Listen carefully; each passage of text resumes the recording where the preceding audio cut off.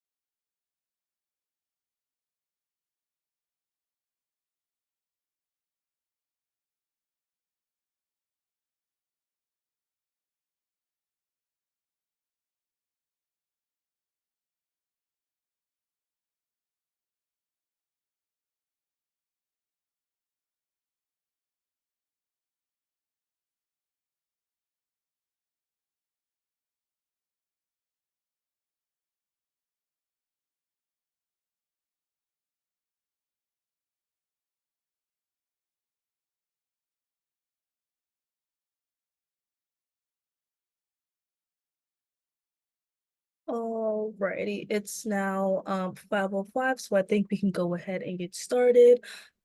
So good afternoon, good evening, everyone, depending on exactly which time zone you're in. I'm in New York, so personally, I know it's evening time for me, but I know most of our audience is based out of California. My name is Brianna Carnegie, and I am the Partnerships Assistant for Mind Out Loud. And I'm very excited for today's workshop in which we're going to be having a workshop, but one of our amazing hosts. There will be, as always, our student-led Q&A after the presentation, and I'll be sure to send the link for that in the chat. There will also be, as always, our feedback form that attendees can fill out at the end of the workshop. And you guys can sort of fill that out and sort of let us know, essentially, if you have any feedback, what you'd like to see in upcoming workshops and such. And now I'm just going to give a brief intro to our host who had to step out for a moment, but we'll be back very shortly. We're very grateful to host Pratya for today's workshop. Pratya is a recent graduate from the Bay Area, and she will be pursuing a master's in public health in Johns Hopkins University this fall. During her time in undergrad, she studied behavioral neuroscience and narrative medicine in college, essentially to explore the intersection between storytelling and healthcare, which will be the basis of today's workshop. And she essentially wanted to apply this to neurodiversity advocacy as well as global mental health. And in terms of interests, she's interested in developing trauma-informed education systems for children worldwide, especially within the context of within the context of addressing the school to prison pipeline. And she's had the opportunity to work with various mental health initiatives throughout college, and she's super passionate about collaborative youth and mental health advocacy. So without further ado, again, thank you, Pratya, so much for being here. We're super excited to hear you speak a little bit more about what you, sort of endured during a time in undergrad. And yeah, feel free to take it over. Hi, everyone. Thank you so much, Brianna, for having me here. I'm super excited to talk to you all. I'm just going to go ahead and share my screen. Give me a second.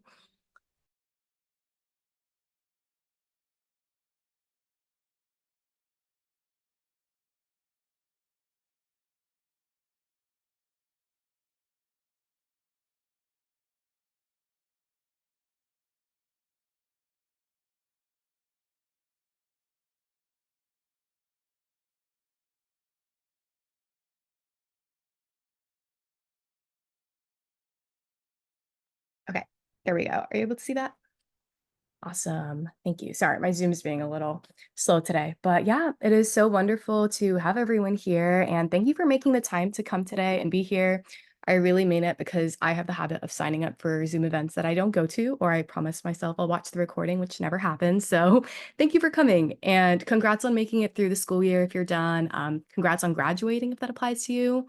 And I hope you all are having a really good summer so far. I am really grateful to be here today and to be able to spend this time with you all. I'm a graduated college senior and I haven't talked to high schoolers in so long, honestly. So I'm just excited for that. And I'm home from the summer right now and was going through my high school yearbook the other day too. And I'm still 21, so I'm not old enough to be reminiscing like that, but it still feels fresh in my mind. And I was looking back and kind of put myself in those shoes again while thinking about what to talk about in this workshop today. And if you're a Mind Out Loud organization member, I just recently learned about this organization through Brianna, and I seriously commend you all for the work that you've put in. And if you're not in Mind Out Loud, but you're interested in advocacy, or if you're just here today and want to talk about mental health, thank you for coming here too, because you taking an hour out of your day to learn about mental health is not something our busy work and school and obligations want us to do. But I feel like if more people start coming to these kind of events, that means we're talking about mental health. And I'm just so happy to be here among all of you incredible activists in this Zoom room because I know, like, I wish that more people in my high school talked about mental health. Okay, so I'm going to do a quick introduction. I'm Pratya. I'm a college senior who recently graduated from Pitzer College. It's a tiny liberal arts college, part of the Claremont Colleges in California. I'm pursuing my master's in public health in the fall. And in undergrad college, I studied behavioral neuroscience and I also designed a major in narrative medicine. And that was actually the reason that Brianna reached out to me was because of an interview that I did with my school in which I talked about my rationale for creating this mysterious and vague sounding major.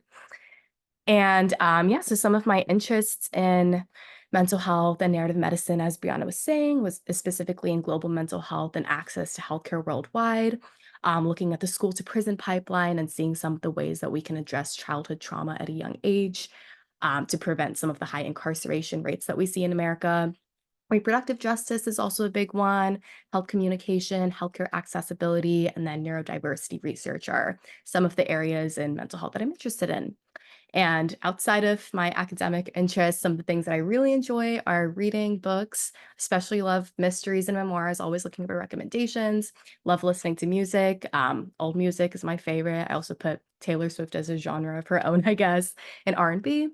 I'm also a huge fan of creative writing, theater, love dogs. I don't have one of my own, unfortunately, but I like other people's dogs. Love going on walks and I enjoy thrifting. So that's a little bit about me. And before we start talking about narrative medicine and storytelling and healthcare, I wanted to start by having a little bit of a free write activity. And the prompt that we have on here is to think of the last time that you went to the doctor and what was this interaction like? Maybe think about some of the feelings that this evoked. And after that, I'd also like for you to think a bit about the last time that you felt heard by someone. And what is that interaction like? What does it mean to be heard by someone or mean to feel understood by someone? So just take a few minutes to do that. You can pull out a piece of paper if you want. You can also type on your notes app, on your laptop, whatever suits you. And then after a few minutes, we'll come back and resume the presentation.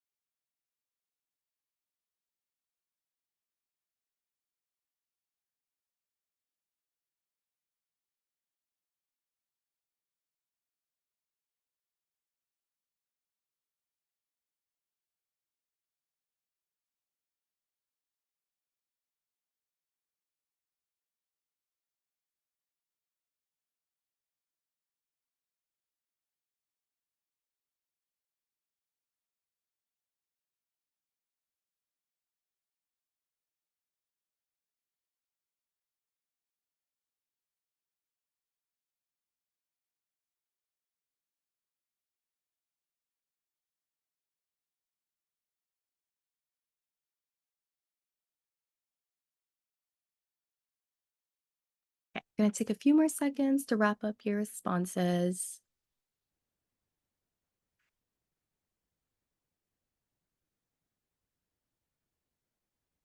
Okay.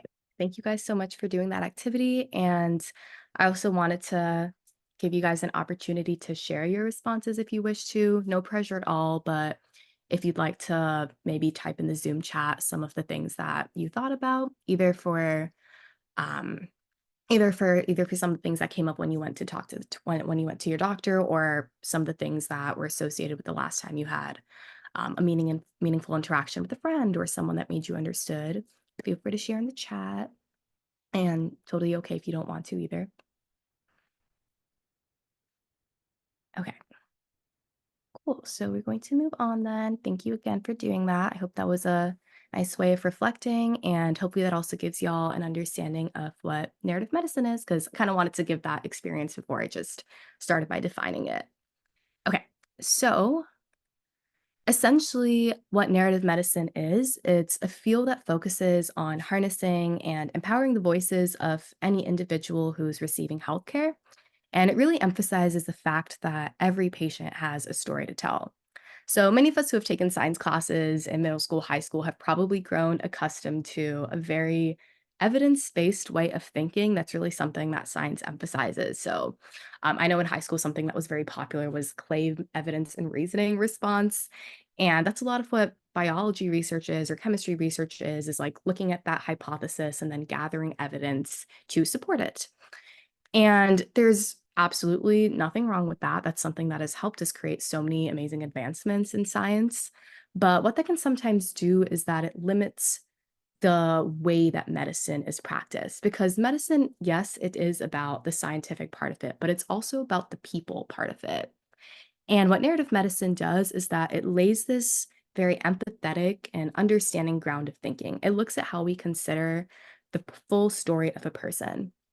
And as a science student in high school, I know, like, again, like something that I ran into was like always having to take tests and exams, memorizing all this information about science, but not so much about the people part of it. And I feel like where I actually was able to get more of the people part of it was through my English classes. Because I was honestly someone who was not really interested in science in high school. Like, I was more into creative writing and literature. And something that I really liked about those subjects was that they emphasized subjectivity. And what I mean by this is you probably had English teachers go like, "Okay, guys, read this paragraph and now interpret it. Tell me what it means. Tell me what it really means." And yeah, I know sometimes it can get annoying sometimes, but I think what's really important about that sort of closed reading and subjectivity is that it teaches us how to, one, pay attention, and two, it teaches us how to look for subtext. In other words, to understand the subtle implications of the text, of the words, and what the author is trying to say. Because, like a lot of English teachers emphasize, a lot of times there isn't really a right answer when it comes to interpreting a piece of work. And that's kind of similar to how interactions are in real life too. Like, if you ask someone how their day was or how they're doing, and they respond with something like, "Yeah, I'm fine," but you know that they're not actually fine. That's the human side of you that is connecting with them, because you're not just going off of the fact that they said, "I'm fine." You can see in their body language, or you see in their facial expressions maybe that maybe they're not really having a great day. And that's something that seems to get lost in translation in medicine a lot of the times, is when patients complain about their doctors not really understanding them, not really making them feel seen, because doctors are obviously very qualified at what they do. They've had years of experience in medical training, but that doesn't always mean that they're going to be the most empathetic clinicians. But for today, we're not really going to focus on doctor patient interactions. That is a very central part of narrative medicine. So I just wanted to introduce that to you guys as like what the field stemmed from. But we're actually going to talk more about how narrative medicine relates to mental health.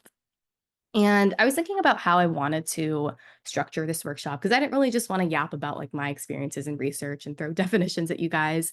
And I will absolutely answer all questions that you may have at the end, general or specific, but I want this to be more meaningful to you guys. So I thought I'd focus more on mental health activism specifically. So I got into mental health activism in high school after noticing the mental health of my peers going to a very high pressure school environment in the Bay Area. I volunteered, I tried crisis counseling, I even ended up setting up like a mental health initiative at my school. And in all of these experiences, counseling, listening, talking to administration, talking to peers about access to therapy, and even learning about mental health in my psychology classes in college, probably the biggest learning experience for me is when I myself struggled with mental health for the first time.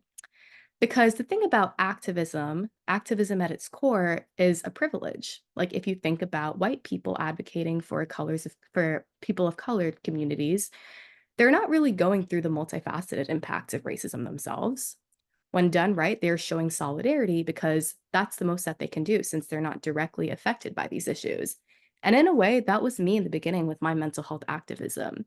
I was helping people, I was trying to be a good listener, but I wasn't actually genuinely relating to their experiences because I didn't have that experience of my own to begin with. And when I experienced mental health problems for the first time early on in college, I was in total denial of everything I was going through. And I was also in denial about myself being in denial. But I don't know if that makes sense, but I was like, y'all, me having a mental health problem, no way. And having a stigma, absolutely no way. Because I was the person that was encouraging my friends to talk about mental health. I organized workshops, etc. And I was studying this in college, but at the same time, I could never admit to anyone that I was struggling with my own mental health. And in that way, it almost felt like I had these two versions of myself in my mind. One was that I was this mental health activist who was filled with comforting words and primed with positive psychology. But the other part of my mind, I was this person who was refusing to accept my own mind. And the truth is, our perceptions of mental health are not necessarily just defined by our knowledge or the scientific facts that we know about the brain. For many of us, the way that we perceive mental health is shaped by our own lived experiences. Maybe you had a friend who struggled with mental health, or a family member, or a classmate, or maybe it was yourself. A lot of us really have that personal drive and those experiences that have led us to where we are today. Okay, so we're gonna do another quick free write. It is a narrative medicine workshop, so there's gonna be some writing. Um, for this one, I want you guys to reflect about some of the words that you'd use to describe a good listener. It would be great if you could share it in the Zoom chat. If you want to also write it for yourself, that's totally fine too. But yeah, just take a few moments and think about some of the adjectives, some of the phrases, anything that comes to mind when you think of what a good listener is.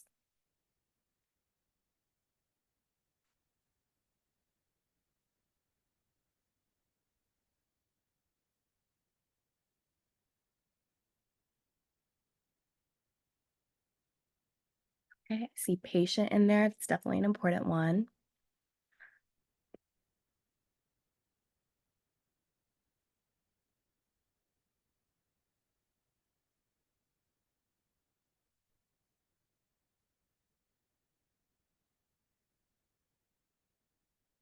And then I think some of the other ones that might come to mind are understanding. Yeah, empathetic's another one in the chat.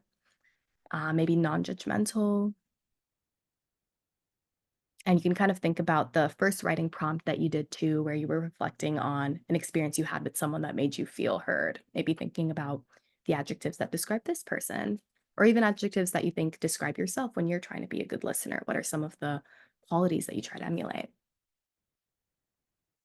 Okay. And that brings us to humility, because humility is a word that we associate with a lot, and it's definitely a quality that I think is important to have, but it wasn't always the first word that came to mind for me when I thought about what it means to be a good listener until recently. And when I say humility, I don't mean like not showing off your accomplishments or not bragging. That's definitely one aspect of it that a lot of people might talk about, but this is what I mean. And the definition of narrative humility is understanding that stories are not merely receptacles of facts, but that every story holds some element of the unknowable. So let's unpack that a little bit. Our society glamorizes confidence and put togetherness. It doesn't really glamorize humility or vulnerability. These things are important for sure, but it's not really something that we look up to or that we think is like a marketable quality about someone.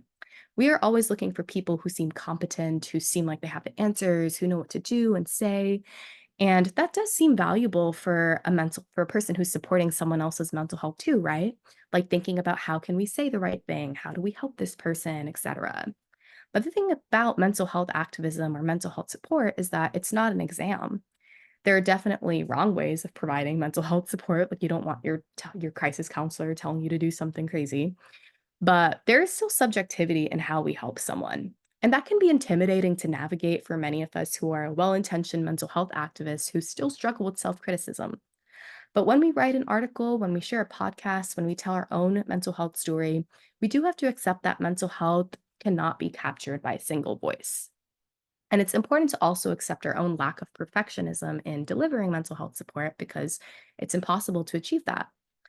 And going back to what I was talking about earlier, what was critical to my own mental health activism and when I truly started to feel like a mental health activist was acceptance of the fact that I could have two running narratives or stories that could be true. I could be a mental health activist and I could also be someone who has some of my own unresolved or internalized stigma about mental health. I can be an activist and I can also have my moments where I don't know how to respond to someone. So I just want you to know that you are extremely valid if you have educated yourself about mental health, if you have spread awareness, and you yourself still struggle to ask for help. And that being said, you're also not required to experience mental health crises to be a good activist. And whether you've experienced it or not, I encourage us to recognize that our experiences have both shaped us and have also limited our knowledge. We are constantly acquiring new biases, we're constantly shedding old biases, and we're just adding to our existing perceptions of mental health as we grow and learn. And in this practice of humility, it's important to remember this when we are considering the way we show up for other people, or when we are listening to someone struggle with mental health, or when you're even listening to someone who doesn't seem to understand mental health. It means asking questions and also being comfortable with not having all of the answers to those questions. And this one was especially hard for me because I always want to be careful with my words, especially in the context of mental health. So I want you guys to know that you should validate, psychology's favorite word, your own efforts in reconciling with your imperfect understanding of mental health, because two truths can be true. You can struggle with your mental health, you can struggle in its understanding, and you can also still be an amazing activist.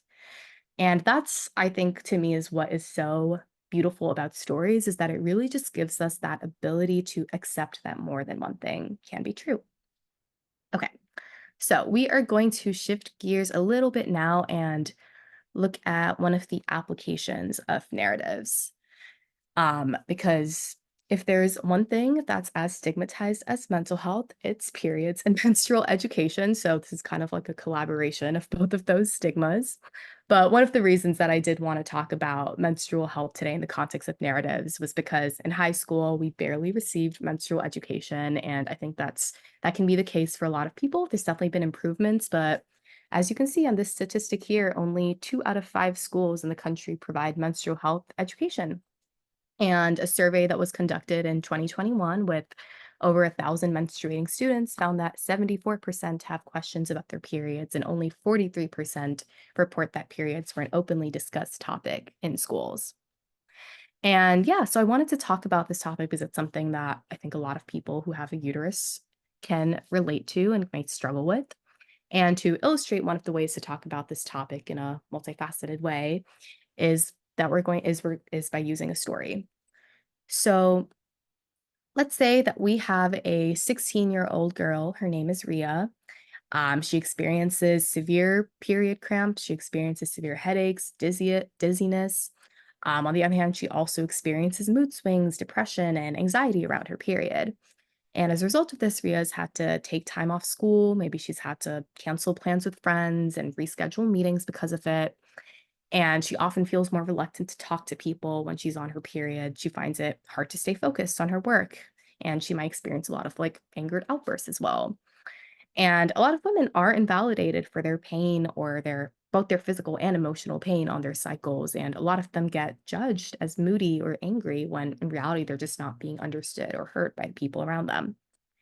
So, anyways, those are some of the physical and psychological effects of what she's going through. So let's say that Ria has all of these issues with her period and she's decided to go talk to a doctor about it. But instead of focusing on the doctor's diagnosis, we are instead going to start by thinking about Ria's story and all of the factors that are influencing her. So, starting with Ria's perspective and her own self reflection, maybe she's thinking about considering birth control or pain medication, anything to help alleviate what she's going through. Maybe she's also feeling frustrated that she doesn't have this sense of control over her own moods and emotions. And then thinking about some of the other people that might be involved in this equation that are also contributing to how she feels. One of the important people might be her own mom or her parents. Perhaps her parents themselves did not really tell Ria a lot about periods. Maybe they grew up with some stigmatized ideals about it. Maybe her mom has feelings that being on one's period can be associated with impurity or anything, or other sorts of like cultural connotations that she might have about it. Another person that might be influencing Ria is probably her doctor. From her doctor's perspective, her doctor wants to help her take care of the pain by prescribing medications to address the pain, maybe prescribing some antidepressants or other things to help with some of her mood swings or therapy. Some of the other things that are influencing Ria is probably her own access to education about period. Maybe she's been exposed to a lot of content on media or the internet about periods.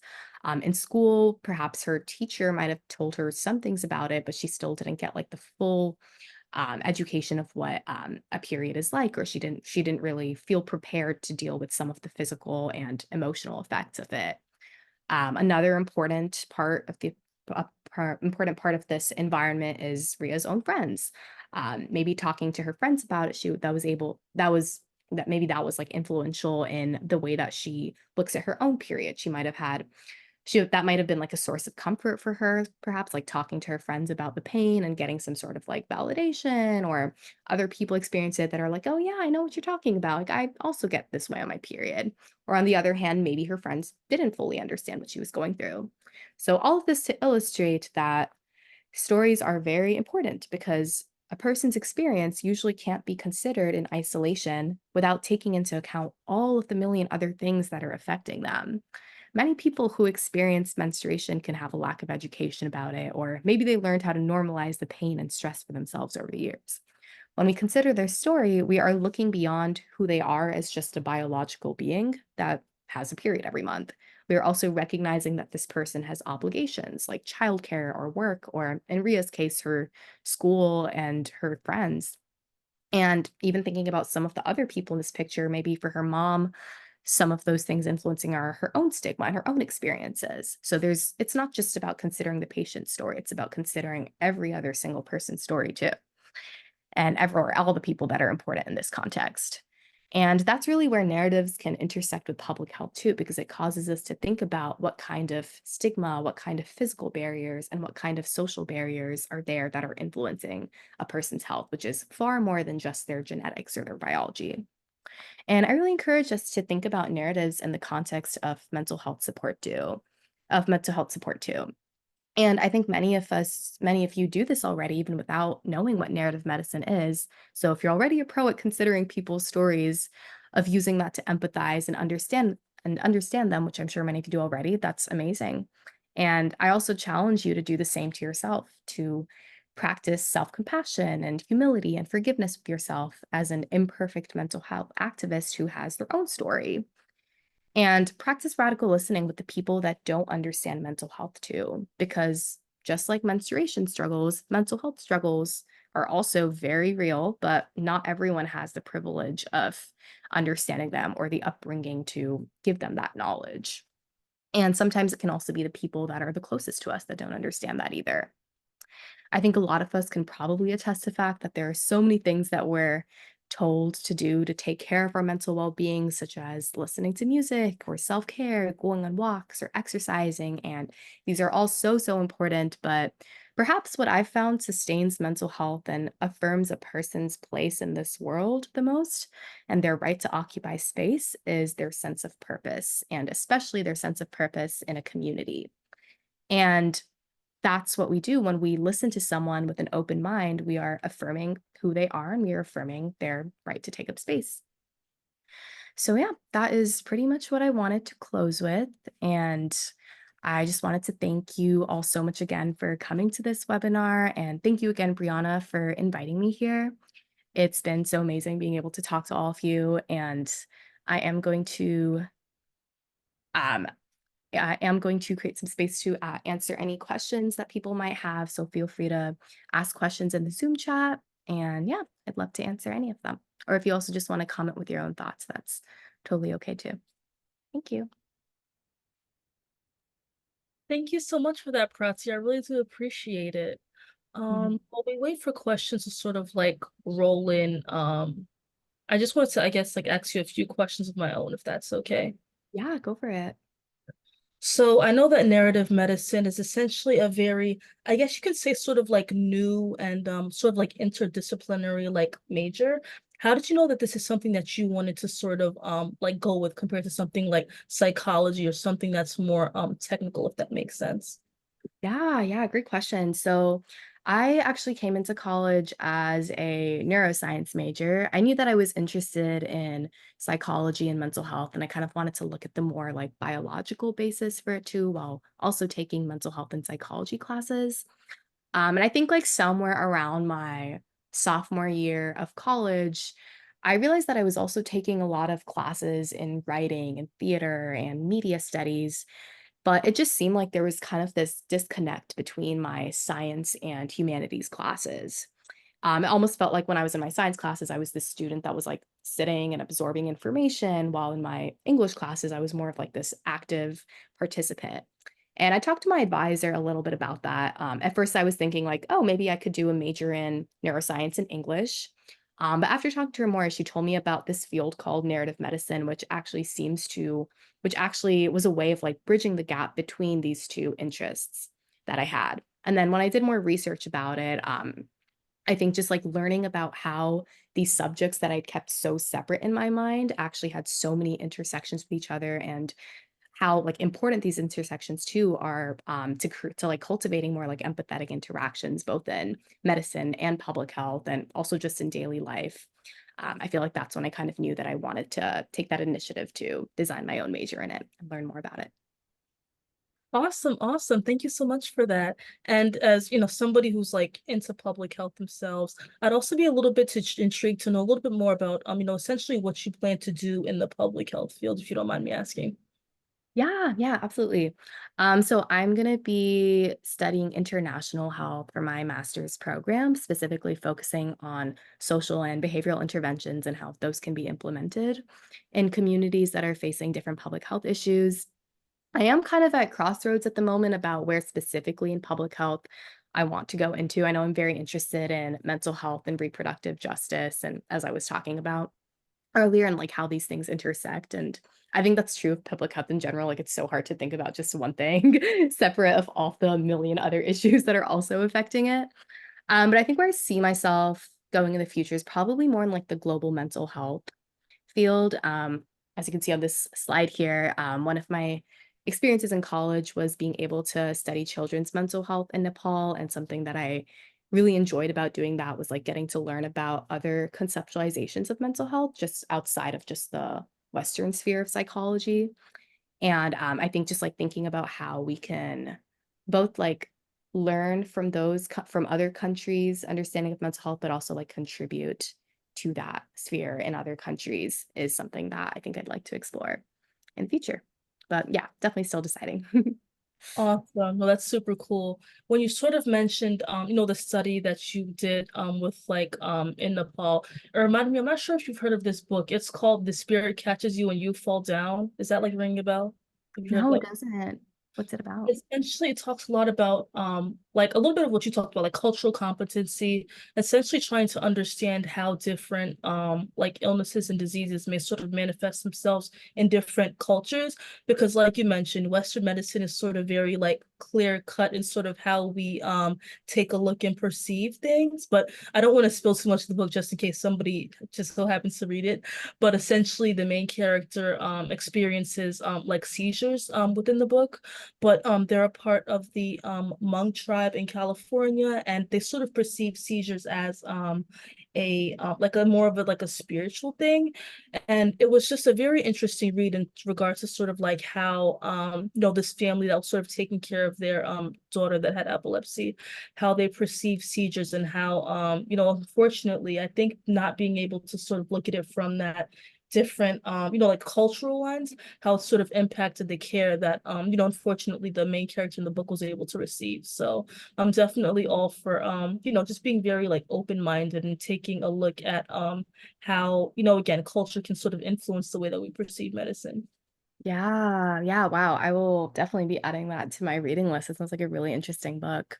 Yeah, and I No, think like you said, yeah, culture has such an important influence in the way that medicine is practiced and the way that people or like patients are actually influenced by medicine and are willing to adopt what's prescribed to them in their everyday life. So yeah, super important. for sure, awesome, and thank you so much for that. We don't have any questions at the time, but if I just could ask you one more question, sort of wrap up and tie everything together, if that's okay. Of course. For sure. So for students that may be interested in sort of like narrative medicine or even neuroscience, do you have any suggestions for what they can sort of do to get their toes a little bit wet and see if this is something that possibly they might want to pursue in college? Yeah, yeah, absolutely. So I talked about a little bit about this earlier in my presentation, but I wasn't really much of a science person in high school. I feel like I had a lot of imposter syndrome when it came to science in my math classes. And it was only when I came to college that I actually became a lot more interested in neuroscience and in seeing how it's applied. So that's just some like general advice for you is like, if you're not interested in something in high school, that's absolutely valid.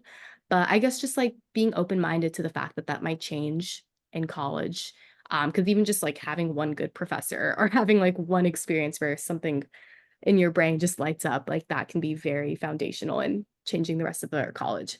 But I think in terms of neuroscience and narrative medicine specifically, I'll speak a little bit about narrative medicine because in my college, we did have that option of being able to design your own major, so it was a little bit of a more special case. So I would say, like, 1, just seeing if that's something you can do in your college is totally an option. I know for me, I had to, like, write a, proposal for it and talk to some advisors about it and everything, but it might look different in other schools. And even if that's not an option, I'd say something that I really loved about college was just how much more freedom you have in the kind of classes that you wanna take, and I think that's why I was able to take, like, literature and English classes and also take like neuroscience and public health classes. And as a result of that, it gave me this, I feel like it gave me like a very holistic understanding of the field compared to if I just limited myself by only taking STEM classes. And I'd say in terms of neuroscience too, if you're interested in mental health activism right now and you're kind of like debating whether you want to go into psych or neuro, I feel like taking a few classes and both of them can be helpful. Like I honestly thought I would want to go into psychology, but after taking neuroscience classes and like learning more about how the brain actually affects your behavior, I feel like that was something that just was really fascinating to me. And within neuroscience and psychology too, I think what's cool about it is that there's just a range of what you can do. And there's also just I think, like, some people can be more on, like, the cellular or molecular side of it. For me, that wasn't as interesting as, like, the behavioral side of it. So, also just remembering that there's a lot of different disciplines within these fields, as there are with anything you study in college, I think is important because not every class you take might be enjoyable, but, it all definitely has value and it will add up. And ultimately, like, when you figure out what you wanna do at the end of the day, you'll see that those classes are pretty helpful. Yeah. Awesome. Thank you so much for that. And, like you mentioned, I feel like even, sort of when you were talking about like all of the things that you learned in college, sort of coming together and sort of painting picture, like, I think I want to, like explore this a little bit further. It seems like you were able to take everything that you learned during undergrad and sort of put that together to, craft your what you do with your MPH degree as well. Thank you, thank you. Alrighty, awesome. So if we don't have any other questions, Pratya, thank you so, so much for this amazing webinar. I honestly learned so much. If you want to go ahead and sort of give your sort of closing out, feel free to. Yeah, yeah, absolutely. Thank you so much, Brianna, for inviting me to do this. I got to read a little bit more about what Mind Out Loud does too. And I just want to say again, like I'm in awe of all the amazing work that you guys are doing. in high school. And like I said in the beginning of the presentation too, like I just wish that there was more of that sort of discussion in my own high school as well. And again, I just want to like tell you all to also just take care of yourselves. Super important too. I know a lot of us that get into mental health activism are thinking about other people's well-being, and goes without saying it's also important to think about your own well-being, because that is always an intersection with other people's well-being as well. And yeah, I put some of my contact information on this slide. Feel free to reach out to me on anything. I'd love to talk. I'd love to chat. If you have any questions about college, about narrative medicine, neuroscience, about life in general, please feel free to reach out. I would love to hear from you and to learn from you guys as well. So thank you so much again for coming today. And thank you again so much, Pratya. To all of our participants, thank you so much for joining this Mind Out Loud workshop. And if you're joining us after the fact, streaming this, thank you so much for watching. We look forward to hosting you again super soon. I'll be sure to post a feedback form for any attendees that would like to give feedback. But as always, feel free to add us on our social media at Mind Out Loud Students or MLO Students. And to keep up with future workshops. And I hope that you guys have a great rest of your week. Take care. Here, thank you. Thank you. Bye.